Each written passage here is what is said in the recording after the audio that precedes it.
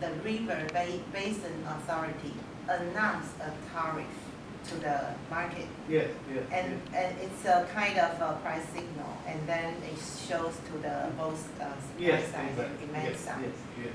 And then we can by learning by doing, we can see how many participants are willing to participate. And then probably season by season we can change the signal. Exactly. It probably will be more efficient. Yes, exactly. Yes, yeah, I agree with you. Yes. And also consider the Indians. People's preference probably that the government save their authority, and so they can involve. They also have they can continue enjoy their power.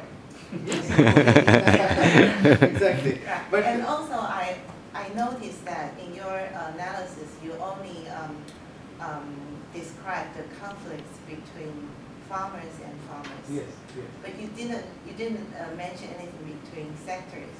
Sectors. I think in Taiwan's experience, because we have the same kind of conflicts, but it's existing in industrial sectors and agriculture sector, and also the agriculture sector they own the water. Right. Yes. And then the industrial sector, they have higher demand than agriculture. Newcomers of the agriculture. In the future, I think the Indians should probably will face the same problem. Yeah, definitely. Thank you very much. They are very interesting insights actually. In the case of transaction cost, yes, of course, there is a transaction cost involved in terms of trading the tradable permits. But this transaction cost is lesser than the existing transaction cost due to conflict. Okay? So now a lot of fight is going on between the new canal system farmers and the old canal system farmers. Both of them go to the court.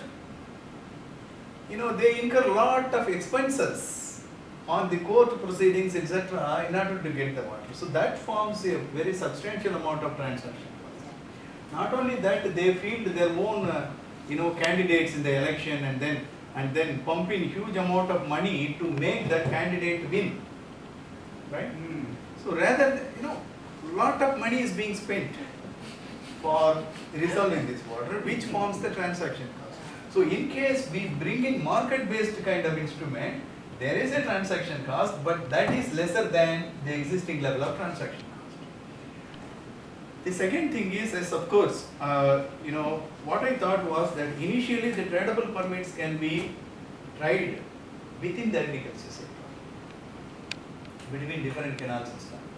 Let us not move on to the intersectoral kind of trade of permits between agriculture and industry, between agriculture and households, etc., which is also possible because rather than selling the permits to another farmer, they can sell the permit to industry.